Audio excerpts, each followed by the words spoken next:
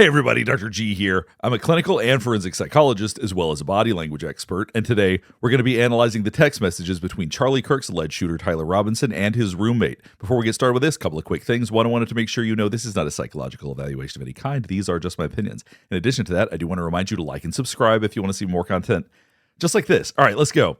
What we're going to be looking at today are the text messages from September 10th, the day that Charlie Kirk was shot, between Tyler Robinson and his roommate. Now, what we're going to be looking at is whether or not I think that these are in fact authentic. We're going to see whether or not they are psychologically consistent with what we know about Tyler Robinson, and if this is typically how someone in this kind of situation would behave. We're also going to be analyzing how some of these statements are phrased to see whether or not it seems likely the roommate actually knew that Tyler Robinson allegedly was planning on shooting someone. The part I really want you to pay attention to is the engravings on the bullets. We're going to get to that in a bit, but for now, let's just jump right in. Robinson first states, "Drop what you are doing, look under my keyboard." When the roommate looked under the keyboard, there was a note that allegedly read, "I had the opportunity to take out Charlie Kirk, and I'm going to take it." Now, this doesn't read like a confession. It reads like a status update, and that's why I think this could be very problematic for the roommate. Now, that does not mean that the roommate's a co-conspirator, but what this does imply, based on how I'm reading this, is that the roommate had to have known that he was actively talking about doing something to Charlie Kirk. Now, I'm going to explain why that is, because if we break down the phrasing of it, it doesn't add up to something that hadn't been discussed before. So the phrase, "I had the opportunity."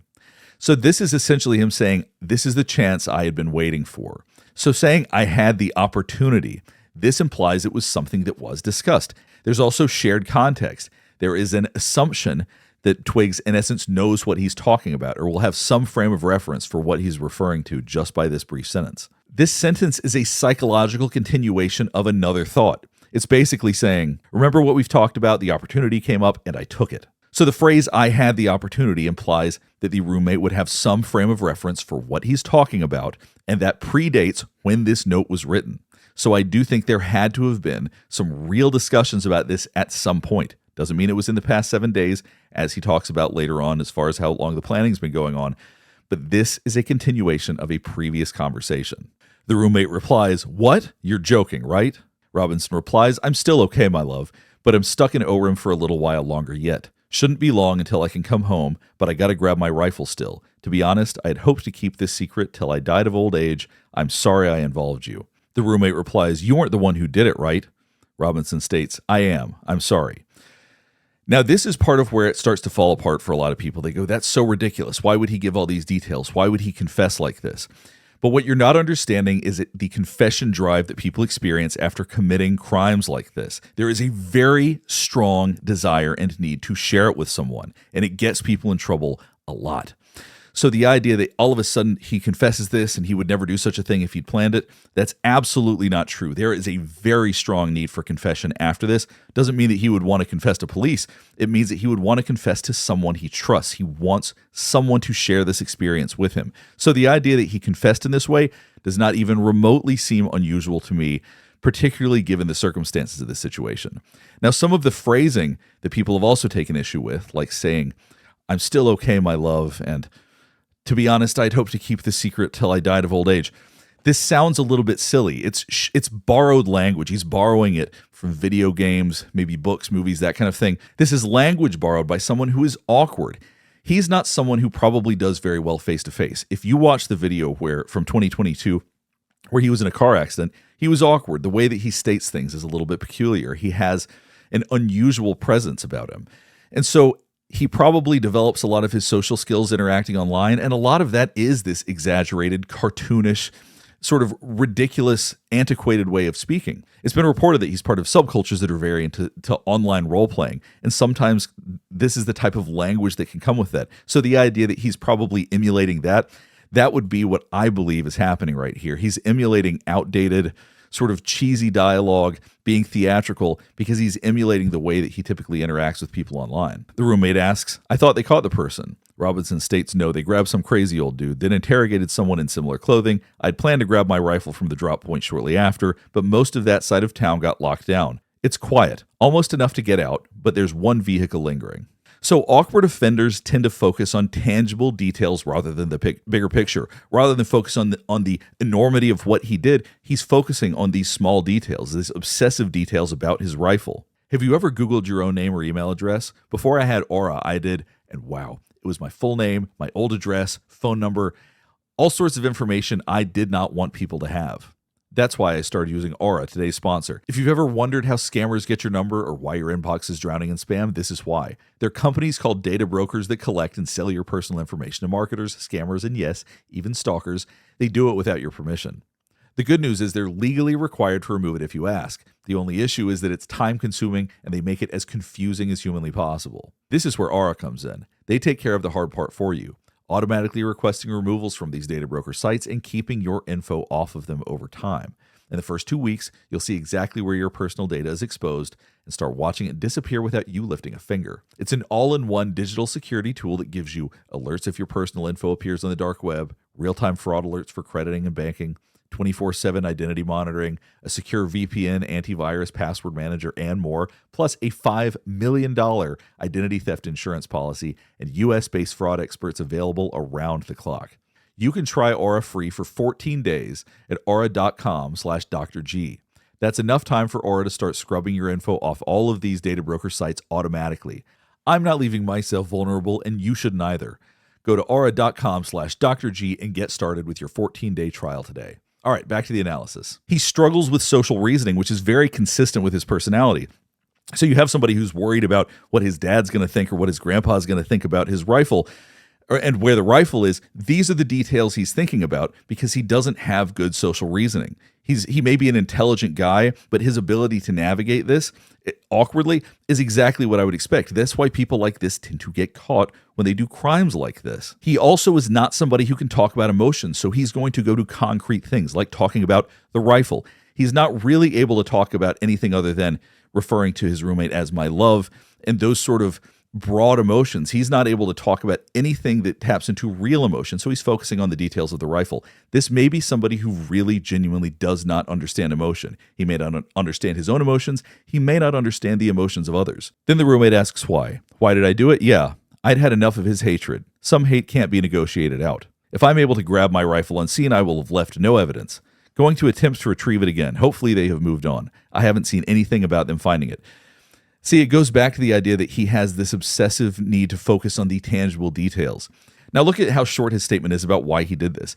He just committed an atrocious act, allegedly, and then he essentially is just once again going back to focusing on his gun and focusing on getting away with this. The enormity of this, I don't think, weighs on him in the way that you would think. Then the roommate asks, how long have you been planning this? A bit over a week, I believe. I can get close to it, but there's a squad car parked right by it. I think they already swept that spot, but I don't want to chance it. I'm wishing I had circled back and grabbed it as soon as I got to my vehicle. I'm worried what my old man would do if I didn't bring back Grandpa's rifle. I don't know if it had a serial number, but it wouldn't trace to me. I worry about prints I had to leave in a bush where I changed outfits. Didn't have the ability or time to bring it with. I might have to abandon it and hope they don't find prints. How the blank will I explain losing it to my old man? So the idea that he's concerned about these family dynamics rather than the enormity of what's going on continues to show how childlike he is. That he's somebody that does not understand the consequences of what are going on. And also, if he's sending these kind of text messages, he may underestimate how easy it is to find these things and how easy it will be for law enforcement to recover these text messages, even though at the end he says to delete them. The awkward mismatch between the situation and what he's saying is entirely consistent with everything that we know about his personality right now. I know a lot of people struggle with these details and believe this is proof that it's not real. This is very consistent with his awkward personality. Nothing here stands out as being unusual or unexpected to me. The only thing I left was the rifle wrapped in a towel. Remember how I was engraving bullets? The expletive messages are mostly a big meme. If I see notices bulge on Fox News, I might have a stroke. All right, I'm going to have to leave it. That really expletive sucks. Judging from today, I'd say Grandpa's gun does just fine. I don't know. I think there was a 2K scope. Now let's go back to this first line here. Remember how I was engraving bullets? Now that indicates that the roommate knew that Tyler Robinson was engraving bullets. Now we're going to talk about what the messages on those bullets were, but that is no small thing that his roommate knew that he was engraving bullets. Why do people engrave bullets? Now, after that, he says, the expletive messages are mostly a big meme. If I see notices bulge on Fox News, blah, blah, blah. Okay, notices bulge is the bullet that he literally fired and hit Charlie Kirk with. That was the message on that bullet. But what this implies is that the roommate knows that he engraved bullets and knows what the engravings were. Let's talk about what those 4 engravings were, because there were 4 bullets found, 1 fired, which was the notices bulge, and 3 more. So here's what the other 3 bullets said. One of them said, "Hey fascist, catch." Now I want you to keep in mind, he engraved "Hey fascist, catch" on a bullet. The roommate clearly knew he was engraving bullets. This is pretty wild. The other one of them said "Bella Ciao," which is symbolizing some anti-fascist anthem like Bella Ciao, Bella Ciao, Bella Ciao, Ciao, Ciao. So it's an anti-fascist theme written on a bullet. And the other one said, "If you read this, you are gay, LMAO," which obviously is some sort of ridiculous trolling or something like that. So it's pretty clear that based on what's said here, that the roommate knew what the engraved bullet said. And I don't see how any reasonable person wouldn't see a bullet that said, "Hey fascist, catch," and not interpret that as someone who was planning on firing it towards somebody else. So I'm not saying that the roommate knew that he was planning on shooting at Charlie Kirk, but it seems pretty reasonable if he was engraving bullets with these kinds of messages that there would be concern that he was planning on shooting somebody. If this message was fake, this is the kind of detail I wouldn't expect to see, because I think there's some real paranoia around his image there, worrying how are people going to interpret this? The reality that people may actually see all of these bullets, that they may see the engravings. They're going to make their own determination of what they think that means about him, and he may be a little bit afraid of that. It's strange, but it's very consistent with the kind of person that Tyler Robinson appears to be. Then he says, "Delete this exchange. My dad wants photos of the rifle. He says Grandpa wants to know who has what. The feds released a photo of the rifle, and it's very unique. He's calling me right now, not answering." Goes back to those family dynamics. So I do think, in terms of what's on Tyler Robinson's mind, I think that the family dynamics play a big part in all of this. Since Trump got into office, my dad has been pretty diehard MAGA. Seems pretty self-explanatory. "I'm going to turn myself in willingly. One of the neighbors here is a deputy for the sheriff. You are all I worry about, love." Using phrases like love once again goes back to that awkward personality.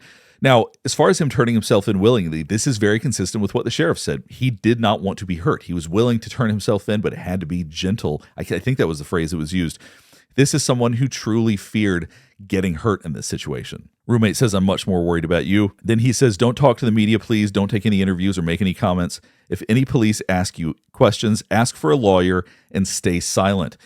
Now, this once again maybe implicates the roommate more than he wants to.